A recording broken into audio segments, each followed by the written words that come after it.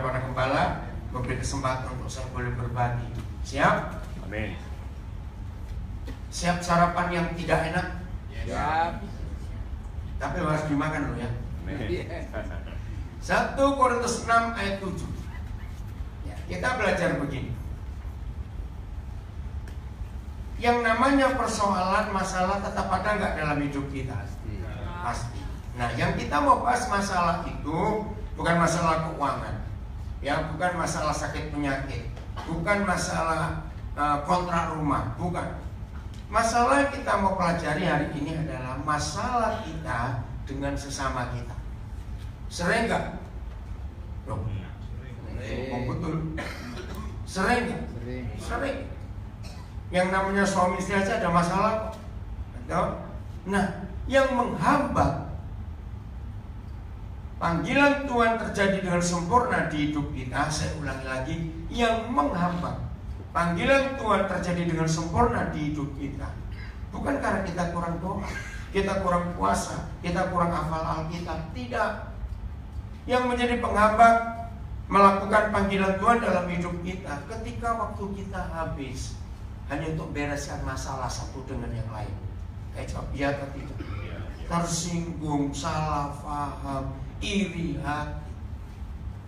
Seharusnya kita semua makin lama kita berjalan bersama Tuhan Yesus di dalam panggilan dan pelayanan ini, ya seharusnya makin kurang nggak masalah-masalah benturan, tersinggung, salah paham itu. Seharusnya. Tapi faktanya, kenapa? Nah, ini yang kita mau belajar hari ini, supaya waktu yang Tuhan berikan kepada kita nggak habis untuk yang sia-sia. Coba renungkan ini, pasti semua kita setuju. Bereskan masalah dengan sesama itu makan waktu, makan biaya, makan tenaga kita, sudah. Ya. Betul tidak? Waduh, sudah. Nah, ayo hari ini kita betul-betul mengambil keputusan untuk stop. Amin. Saya tanya dulu, bisa stop? Bisa. Nggak ada masalah di antara kita? Sungguh? Kan jawabnya ragu-ragu sih. Ayo, bisa tidak? Bisa. Cuma satu aja kok masalahnya. Kita baca ayat ini. Ayo, 1, 2, 3. Adanya saja apa? Perkara. Apa kata lain perkara? Persoalan. Apalagi? Masalah. Apalagi? Problem. Sama semua. Apa? Kasus. Kita ulangi. 1, 2, 3. Adanya saja perkara di antara kita. Contoh, kalau kamu kita baca sama kita, ulangi lagi. Adanya saja perkara di antara kita yang seorang terhadap yang lain telah merupakan apa? Kekalahan bagi kita. Renungkan ini.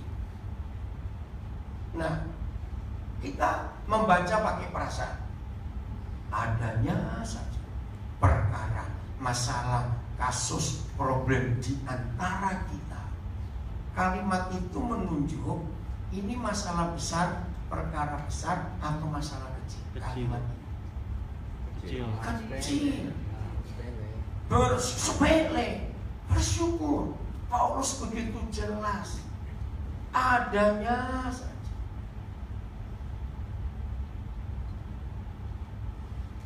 Kalau itu terjadi, bukan akan, tapi telah apa? Merupakan kekalahan. Renungkan. Tiap kali kita kalah, yang menang siapa? Iblis. Yang rugi siapa? Tuhan. Dengan kita. Maaf saya pakai kalimat.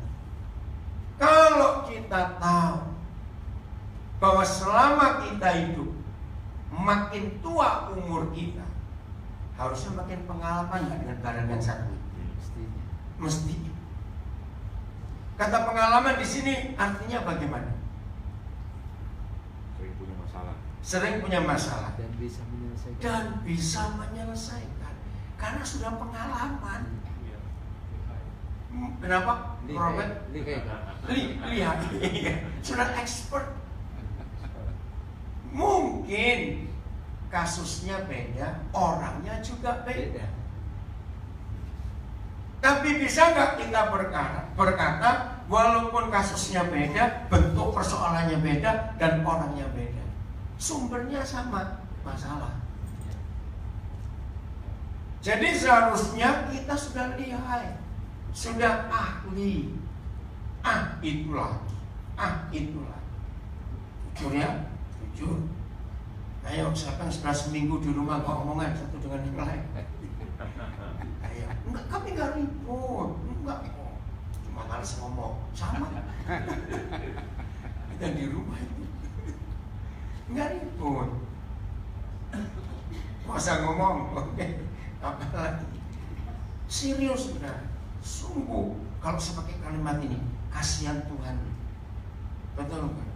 Kalau muter-muter cuma di masalah tersinggung, salah paham, salah ngomong, nggak tahu salah apa lagi. Mau sampai kapan kita jadi dewasa? Apalagi kita menyebut diri sebagai pelayan Tuhan. Jangan lupa. Lalu bagaimana supaya kita nggak kalah? Supaya Yesus yang menang, tapi setan yang kalah. Papa memberi kita 2 resep. Kalau kita baca resepnya ini simple, sederhana, tapi sesungguhnya itu berat. Kita lihat. 1. Mengapakah kita tidak lebih suka menderita ketidakadilan? Nah, ini yang gak enak. Betul nggak? Ini gak enak. Ya atau tidak? Coba jawab. Ya. Karena semua kita selalu menuntut keadilan. Tapi ini caranya. Setiap kita, kalau kita bisa memiliki, ya perhatikan kalimat ini, kalau setiap kita bisa memiliki, menyiapkan sebuah ruangan di hati kita, ya dengar ya, memiliki dan menyiapkan sebuah ruangan di hati kita. Ruangan itu harus kita isi, siap diperlakukan tidak adil. Sampainya kok nyicil kan? Ini berat, tapi ini perintah. Mengapakah kita tidak lebih suka menderita ketidakadilan? Amin. Mau menyiapkan ruangan itu mulai hari ini di hidup kita?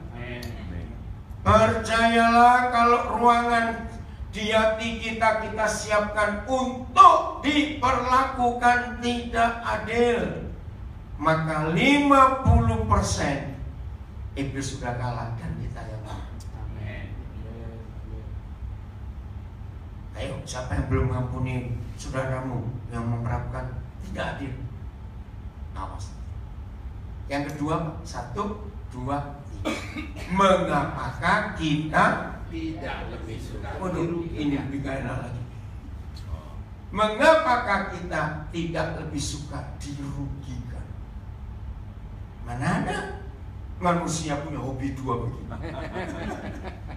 Tapi ini perintah. Amin. Nah, siapkan ruangan yang kedua di hidup kita, di hati kita, bahwa kapan-kapan pasti ada orang merugikan hati. Amin. Amin. Siapkan itu. Kemarin sore saya tuh lagi, ya saya nggak tahu istilahnya diminta pendapat atau doa atau konsultasi atau apa. Saya kenal seorang pengusaha, dia itu orang Pontianak. Jadi dia masih penduduk Pontianak, semua urusan apa masih di Pontianak. Tapi dia sudah pindah ke Jakarta dan punya usaha di Mall Lebak Bulus. Sangat diberkati, sangat mengasihi Tuhan. Nah, berapa bulan yang lalu ketahuan kalau caranya salah. Jadi dia bayar pajaknya itu di Pontianak, bukan di sini. Karena karena dia masih sama. Nah, itu disalahkan. Ini berbulan-bulan masalah itu nggak selesai, sampai stres. Nah, saya juga nggak ngerti masalah urusan pajak itu. Nah, terus kemarin tiba-tiba Roh Kudus ngomong, cepat telepon dia. Saya nyampaikan apa?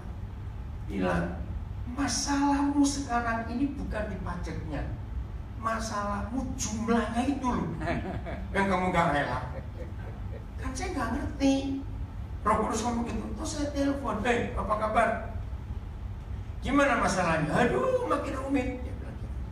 Oke ya, Koden dapat pernyataan ini. Apa itu? Masalahnya bukan pada pajaknya, kamu itu gak rela jumlah itu loh. Dia dia tertawa. Terus dia panggil istrinya, sini. Terus pakai speaker ngomong, saudara, hal simpel, relakan, bayar saja, nggak usah takut rugi. Saudara, istrinya berteriak, kenapa Koden baru ngomong hari ini, nggak ada di bulan-bulan yang lalu? Dia mana tahu? Begitu saya sampaikan, bayar saja, jumlah itu bisa kita cari lagi.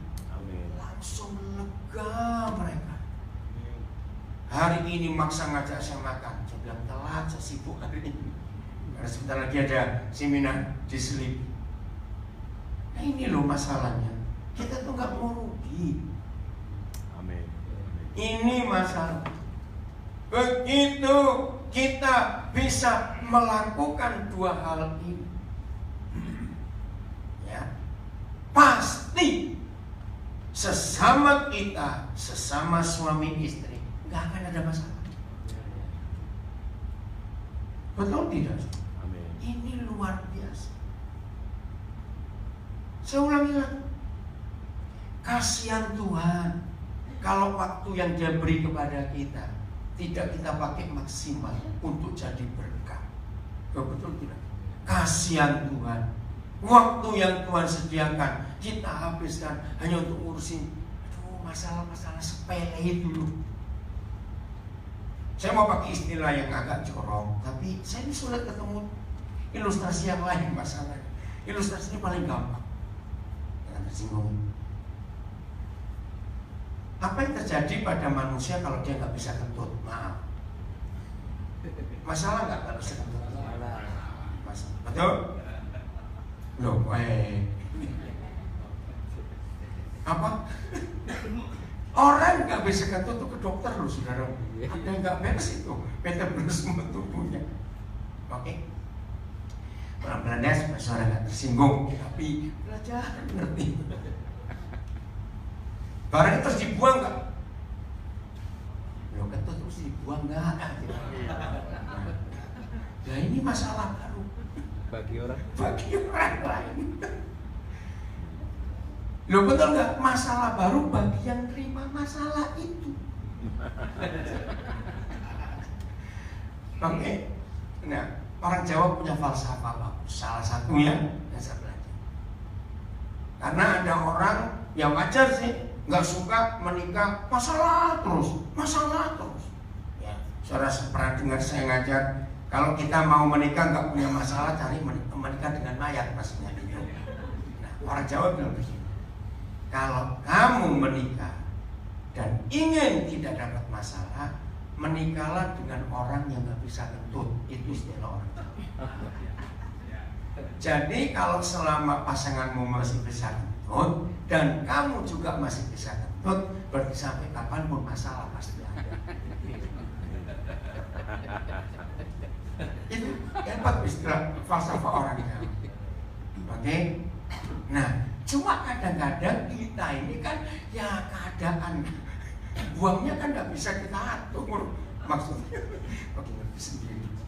Oke, nah sekarang begini, dengar ya.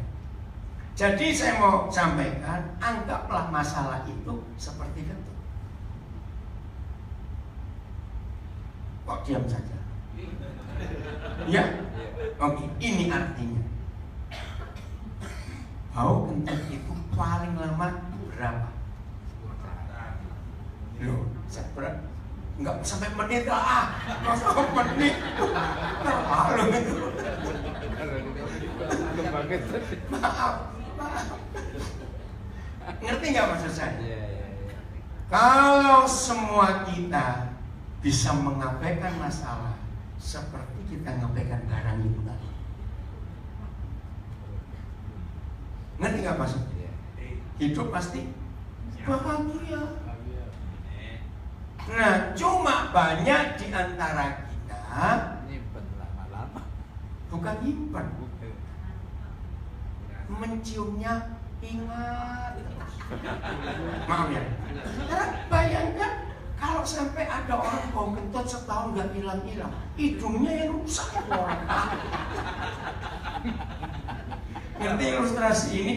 Jadi masalah yang kita simpan, kita ingat-ingat terus. Seperti bodohnya orang nyium kentut nggak selesai-selesai. Berarti kita sedang mentertawakan diri sendiri. Loh, betul tidak? Kan bodoh sekali. Apalagi kentut tahun 80 masih disimpan sampai hari ini. Kentut tahun 90-an masih diingat-ingat. Sekarang ayo kita belajar rendah hati. Amin. Berusahalah untuk mengurangi masalah sebanyak-banyaknya, supaya waktu yang Tuhan beri kepada kita bisa pakai untuk menyelesaikan pekerjaan. Masih banyak pekerjaannya belum selesai. Masih sangat. Jangan dibuang-buang waktu itu hanya untuk beresin tersinggung, salah paham, salah ngerti, dan salah-salah yang lain. Belajarnya mulai hari ini, ingat masalah, ingat kentut, itu aja. Cepat hilang, selesai. Masa diingat-ingat, tapi siap untuk datang kentut yang berikut. Ngerti ya? Jadi kan gampang untuk mengerti itu. Bagaimana kita bisa menang atas semua? Ya, tidak ada pola lain, tidak ada contoh lain kecuali Tuhan Yesus. Betul enggak? Nah, kita mau lihat di bagian ini, di mana Tuhan Yesus bisa menerima ketidakadilan, di mana Tuhan Yesus bisa menerima dirugikan. Kita buka Filipi 2. Mulai ayat yang ke-6 sampai 8. Filipi 2, 6 sampai 8. Aduh, saudara, kalau hubungan kita suami istri, hubungan kita dengan saudara kita, hubungan dengan sesama, antara majikan dengan bos majikan, teman, sahabat, semua kakak, beradik, saudara, menggenapi apa yang Tuhan Yesus lakukan. Wah, hidup ini luar biasa. Yang walaupun dalam rupa Tuhan, image Tuhan, ya, posisinya seperti Tuhan, tidak ngapain? Menganggap kesetaraan dengan Tuhan itu sebagai milik yang harus dipertahankan. Sangat manusiawi firman. Satu, penyebab terbesar kenapa kita nggak mau menerima ketidakadilan, mengapa kita tidak mau dirugikan, karena harga diri kita. Betul tidak? Nah, ayat ini berarti harga diri Tuhan Yesus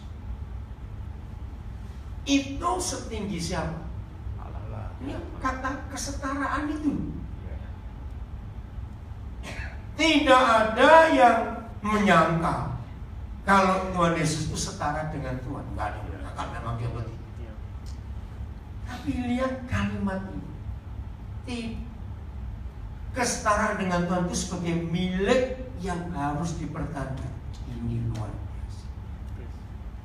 Mengapa kita tidak suka dirugikan? Mengapa kita tidak suka diperlakukan tidak adil? Karena kita mempertahankan kesetaraan kita, posisi kita. Kamu tahu gak siapa aku? Kamu gak tahu siapa bapakku? Nah, saya bilang mau gitu. Ini yang luar biasa. Berapa saat yang lalu saya merenung, ini sederhana sekali. Dari 7 presiden yang Indonesia pernah punya, maka Joko Widodo ini beda. Salah satu perbedaannya pada anak-anak. Ngerti Mas? Ya, ya. Saya beri contoh langsung. Apa yang terjadi dengan Tuhan kalau kita ini sadar sesadar-sadarnya sebagai anak-anak Tuhan, terus milih kelakuan kita seperti anak-anak presiden yang lain. Ngerti? Ya, ya. Dan apa yang terjadi dengan Bapa kita di surga kalau kita sebagai anak-anaknya berkelakuan seperti anaknya Jokowi? Ngerti nggak maksudnya? Ya, ya. Apa itu? Rendah hati. Rendah.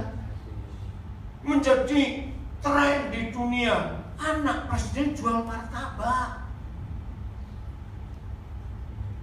Nah, saudara, seringkali harga diri kita sebagai anak Tuhan kita salah gunakan. Ya, Gara-gara jatuh tidak. ya, ya. Merasa hebat. Jangan. Ayo kita semua mengambil sikap seperti anaknya Presiden Joko Widodo. Amin. Tidak menggunakan hak untuk dapat fasilitas anak presiden. Itu luar biasa. Enggak. Padahal punya kesempatan. Pas pampresnya saja. Pas diusir. pampresnya saja diusir. 3 orang. Nggak mau. Padahal itu hak. Tidak perlu minta sebagai anak presiden. Itu undang-undang. Tapi ditolak, diusir. Mereka merasa risih. Yang hebat lagi, mantu-mantunya pun. Betul tidak? Dilarang oleh presiden, jangan gunakan lagi. Itu luar biasa. Maka itu mari kita sadar, jujur jawab dalam hati. Kira-kira sekarang kita ini sebagai anak-anak yang buat presiden, posisi yang mana kita pakai dalam hidup? Artinya harus kita tahu dari diri kita sendiri. Ini luar biasa. Jangan dipertanyakan. Ada orang menghina kita, mencaci maki kita, bahkan meludahi kita apa? Enggak usah dipertahankan. Amin. Terima saja. Karena itu teladan dari Tuhan Yesus. Amin. Ayat 7. Ayat 7. Melainkan, kata melainkan menunjukkan kontradiksi, betul? Bertolak belakang. Melainkan ngapain? Telah, bukan akan. Ini yang kita harus tahu. Jadi begini, Tuhan Yesus mengosongkan dirinya, membuat dirinya nol. Itu bukan waktu dia disalib, bukan waktu dia membuat mujizat. Sejak dia datang ke dunia sebagai bayi di kandang, betul tidak? Itu kan menunjukkan sikap sudah mengenolkan diri. Padahal dia raja segala raja. Nah, konsep ini dari ayat ini, satu hari Roh Kudus ngajar saya. Ternyata setan itu nggak bisa jongkok. Pikir apaan? Nggak ngerti saya. Berdiri terus setan itu, karena dia sombong.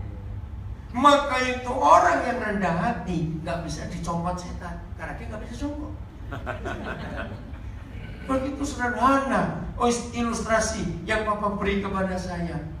Maka itu kalau saudara bisa rendah hati, ini bahasa Jawa, setan orang doyan, demit orang duri. Bahasa Jawa, setan gak suka. Demit itu anak-anaknya setan, gak bisa duri itu Noah itu gak bisa. Amin. Karena setan gak bisa jongkok. Amin. Maka itu Yakobus 4 mengatakan, yang ditentang atau dilawan Tuhan siapa? Orang sombong. Nah, penyebab yang kedua, terjadi banyak keributan di antara kita, masalah mulai dari keluarga, suami istri sampai dengan teman, karena kita sombong. Setiap kali kita berkata, lu nggak tahu siapa gua, Awas ngomong begitu. Amin. Kosongkan diri kita, melainkan telah mengosongkan dirinya. Wih, coba bayangkan sebentar, mengosongkan. Ayo, sebagai manusia lebih mudah ngisi atau lebih mudah ngosongin? Ngisi lebih mudah. Ngosongkan itu sih, menguras semua kelebihan-kelebihan dalam hidupnya. Kalau ngerti kata menguras semua kelebihan-kelebihan dalam hidup sampai kosong. Kalau saudara pernah dengar kisah nyata seorang hamba Tuhan dari Tiongkok yang membuat Tiongkok berubah, John Sung, luar biasa. Kuliah di Amerika loh, itu tahun 20-an akhir, lulus dengan 5 gelar dari Amerika. Begitu kapalnya yang dari Amerika dia naiki mau masuk pelabuhan Shanghai, Roh Kudus tegur dia, untuk apa kertas-kertas? Oh, perang dia di atas kapal sebelum kapal yang merapat ke pelabuhan Shanghai. Dan ditulis oleh teman-teman yang kenal dia, 5 ijazah itu dirobek-robek dan dibuang ke laut. Marah Bapak. Nah, ya kita nggak harus nyontoh seperti itu, cuma cara mengosongkan dirinya itu luar biasa. Belum selesai. Kalau sudah mengenolkan diri, berarti masih punya apa-apa enggak? Nggak punya. Sudah nol, lihat kalimat berikut. Ini yang ketiga. Dan teruskan. Mengambil rupa, wujud, sosok seorang hamba. Wih. Jadi istilahnya kalau sudah nol masih dikuras, namanya minus. Nah betul tidak? Sudah nggak cuma habis, minus. Belum selesai. Yang keempat, dan menjadi sama dengan manusia dari Tuhan. Kalau dari Tuhan turun jadi malaikat masih oke. Ini dari hamba manusia lagi, habis, bahkan minus. Nah, ini yang susah buat kita manusia. Betul? Susah. Tapi harus. Amin. Kira-kira saudara ingin tahu nggak bagaimana cara membuktikan bahwa kita sudah sampai di sini? Ada satu cara. Tesnya dengan disinggung. Lalu, siap? Awas pulang dari sini praktek, begitu disinggung langsung maki-maki, matamu di mana? Itu tesnya. Kalau kita masih bisa tersinggung ketika kita disinggung, berarti kita belum nol, apalagi minus. Orang yang sudah nol dan minus bisa nggak tersinggung ketika disinggung? Nggak bisa. Nggak bisa. Ayo kita betul mau meneladani Tuhan Yesus. Ayat 8. Yang kelima, dan dalam keadaan sebagai manusia, itu sudah turun 6 tingkat ke bawah. Dari awal tadi kesetaraan, mengosongkan, terus itu luar biasa. Tuhan turun ke kelima atau mana itu saya lupa.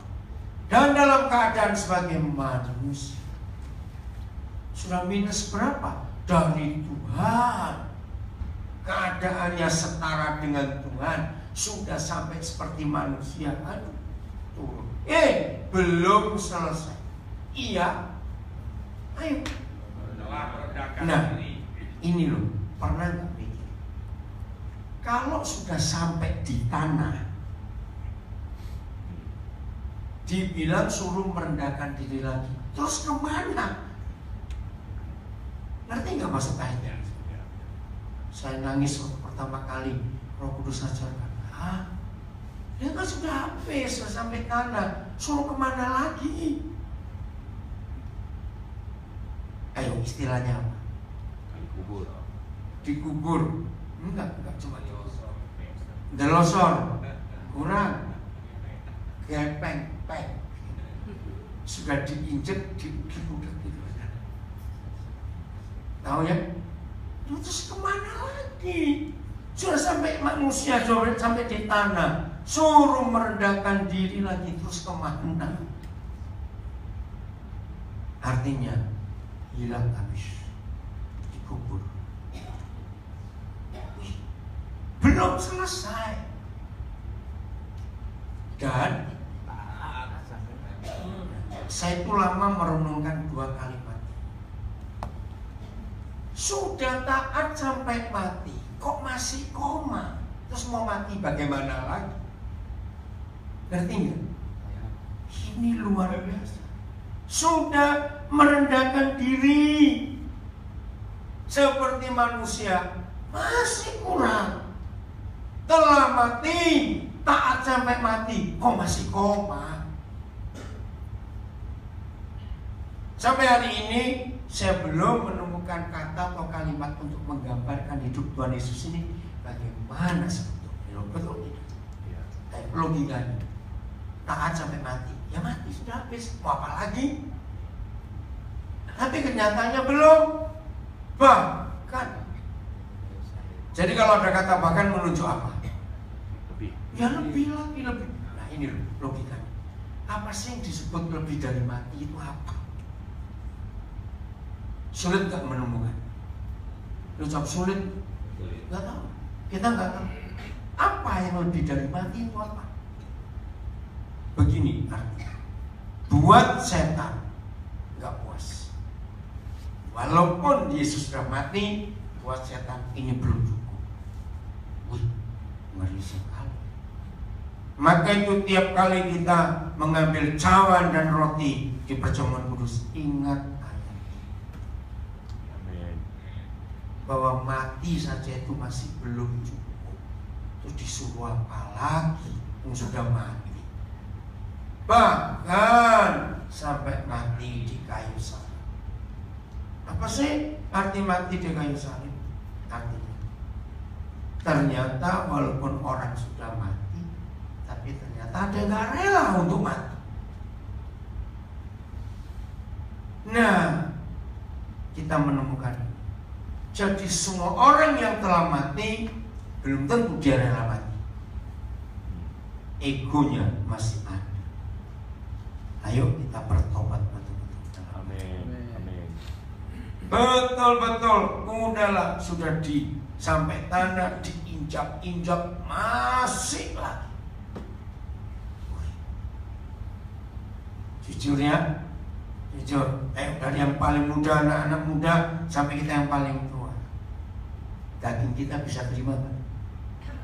Ayo, manusia kita bisa terima kan? Enggak. Tapi ini yang Tuhan Yesus lakukan. Amin.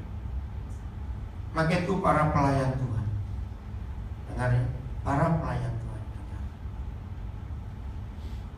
Jangan ingin, maaf, wih saya ingin seperti Benny Hinn. Kalau doakan orang langsung lega. Enggak usah kayak Benny Hinn. Makanlah jengkol 3 hari dan gosok gigi. Doakan orang.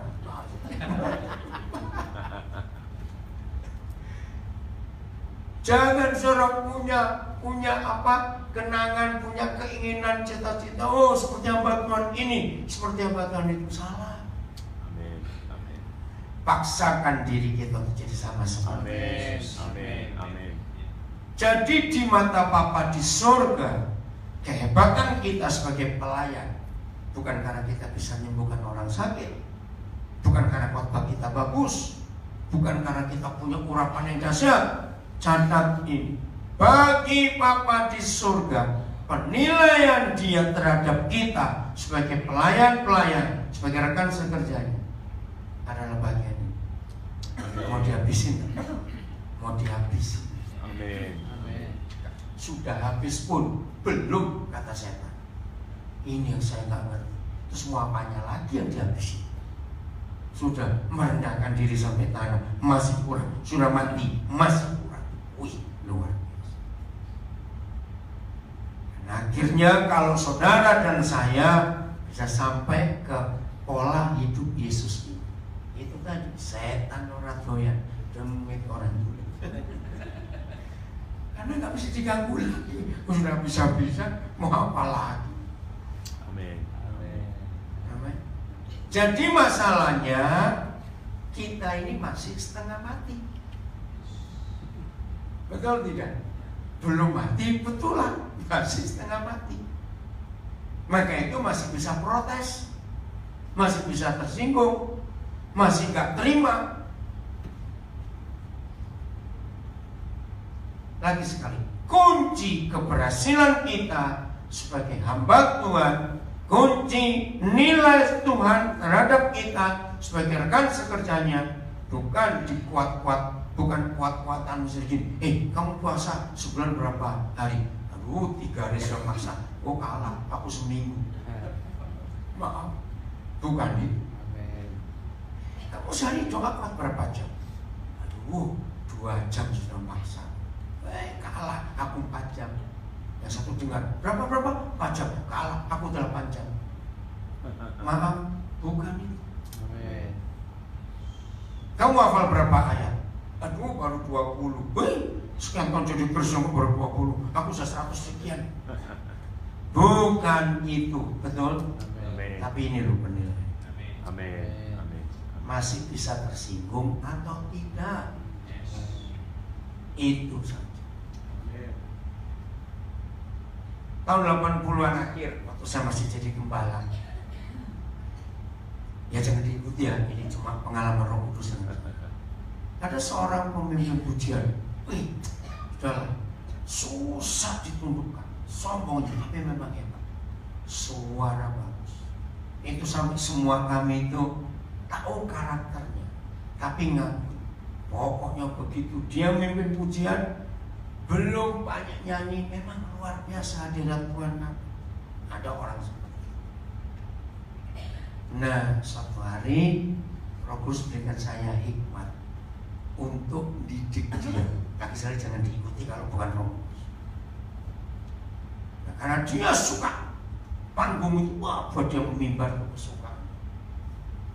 Nah, suatu hari Tuhan kasih hikmat saya. Belum pernah saya ngatur sebagai gembala itu persiapan 3 bulan saya akan melayani. Nah, karena Roh Kudus suruh, saya lakukan. 3 bulan sebelumnya saya tetapkan, nanti minggu kesekian tanggal ini kamu melayani. Wah, dia persiapan luar biasa. Tapi diam-diam saya sudah minta yang lain, tapi saya nggak kasih tahu, nggak tanya. Jumat sebelum minggu dia WA, saya langsung berkata, maaf ya, saya ganti.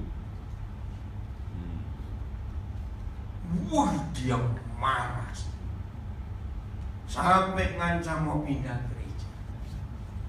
Saya bilang silakan. Wah, saya betul-betul lagi sini. Berarti selama ini pelayananmu bukan untuk Tuhan, untuk dirimu. Puji Tuhan, dia bertobat dan nangis. Jadi memang saya sengaja. Kira-kira kalau saudara bagaimana? Ayo, pura-pura saja. Jawab sendiri. Amin. Sesuai dia berubah. Ingat ya, Tuhan tidak butuh kehebatan. Amin. Enggak butuh. Maka itu kunci kerendahan hati itu mutlak. Enggak bisa ditawar-tawar. Amin. Jadi yang sudah pernah ujian ini tapi gagal, hari ini berdoa, pujilah aku. Loh, Amin. harus, betul, harus. Amin. Makin cepat ujiannya makin cepat selesai. Ya, itu model hamba Tuhan. Maaf, hari-hari ini kita melihat sebuah drama yang memalukan. Berapa banyak orang menyebut diri hamba Tuhan, tapi kelakuannya kayak bos, atau enggak pelayan. 1 Petrus 2 ayat 21. Mudah-mudahan ayat yang terakhir. 1 Petrus 2:21. Sederhana. Ya. Sebab untuk itulah kita diapakan? Dipanggil. Bukan untuk jadi pengkhotbah, bukan untuk jadi pembuat mujizat, bukan untuk bernubuat, tidak. Sebab untuk itulah kita dipanggil, karena Kristus telah menderita. Jadi panggilan kita bukan panggilan jadi pengkhotbah, jadi pembuat mujizat, bernubuat dan sejenisnya, tapi dipanggil untuk menderita. Oh, amin. Amin. Dipanggil untuk menderita. Dan Kristus telah apa? Meninggalkan teladan bagi kita supaya kita mengikuti. Ayo baca, supaya kita mengikuti jejaknya. Nah, salah satu jejaknya sudah kita temukan di Filipi 2 tadi. Amin. Ya udah, ikuti saja. Maka itu saya katakan lagi, yang gagal berapa waktu yang lalu disinggung berontak, cari orang itu. Oh enggak? Amin. Cari orang yang saudara itu, cari di mana? Ini namanya berat betul. Amin. Oke, itu caranya ngetes kita sudah lulus atau belum. Amin. Untuk direndahkan, diinjak-injak, karena sudah sampai tanah masih lagi, sudah mati angka belum buat. Nah, itulah teladan Tuhan Yesus. Oke, secara logika sebetulnya mudah atau susah cuma ngikuti jejaknya? Mudah. Contohnya sudah ada, karena kita nggak mau. Ya, mulai hari ini ayo kita berubah. Amin. Sebagai anak-anak hidup dalam kebenaran. Percaya, setan nggak bisa jongkok. Amin. Jadi kalau sampai kita masih ada yang bisa dicomot setan, terlalu banyak berdiri. Jangan jongkok, rendahkan diri. Itu indah saudara. Yang terakhir, apa kuncinya supaya kita bisa betul-betul seperti Yesus? Kembali Filipi 2 ayat 5. Simpel saudara, sederhana sekali. Filipi 2 ayat 5. Hendaklah siapa? Kita dalam hidup kita bersama. Nah, saya suka kata kunci itu bersama. Saudara dan saya tidak bisa sempurna ketika sendirian. Amin. Nggak bisa hidup bersama. Saya masih ingat 3 bulan sebelum kami menikah, ada 3 bantuan datang bergantian kepada saya. 2 sudah meninggal, Om Damaris, Pak Samar Alkana yang di Ungaran, dan Bapak Mangkudianto.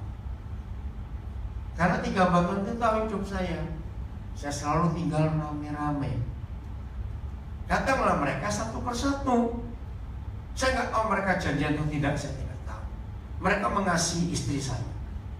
Mereka pesan gini, kamu nggak boleh setelah menikah tinggal rame-rame kayak begini. Istrimu itu walaupun orang Kanada, orang Indonesia tapi warga negara Kanada. Bagus cara mereka ngomong.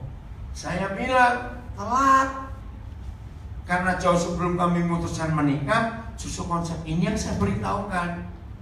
Saya persiapkan istri saya sebelum menikah.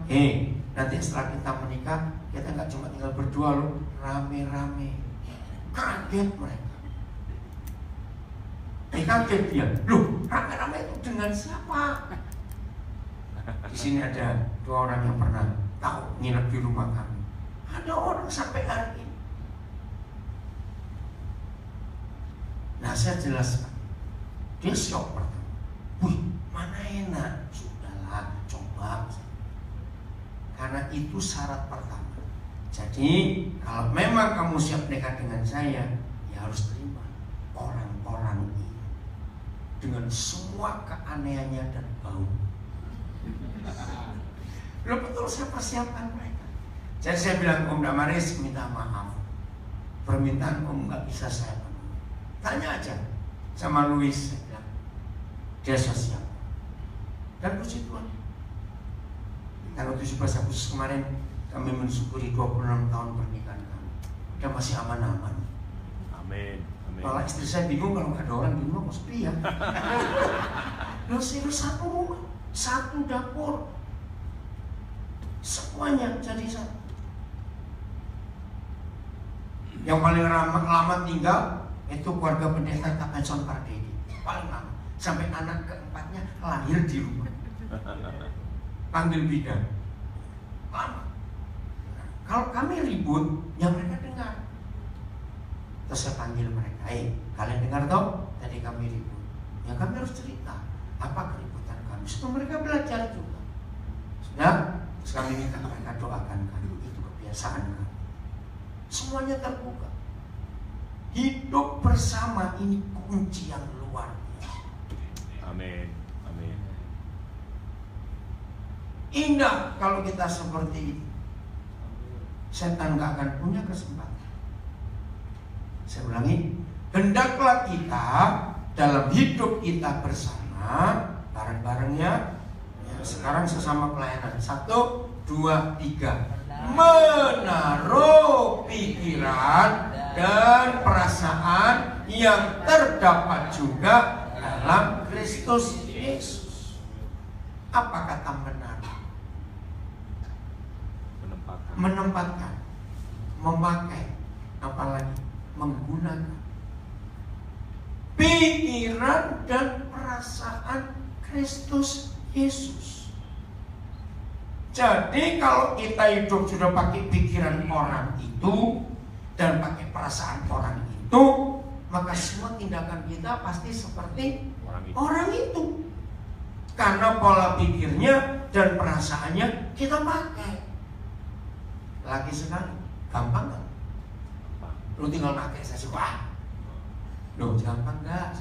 Gampang susah. Gampang enggak, ada gampang susah. Kenapa kembali lagi mana? Mengapa susah? Karena yang lama kita belum buang. Pikiran yang lama, perasaan yang lama kita belum buang. Maka pikiran yang baru kita gak bisa pakai. Betul tidak? Nah, jadi masalahnya kembali pada kita. Maka itu mulai hari ini betul-betul kita harus siap menundukkan ego kita, hati kita. Pergumulan berat. Tuhan memberkati kita semuanya. Pasti kita cerita Tuhan yang luar biasa.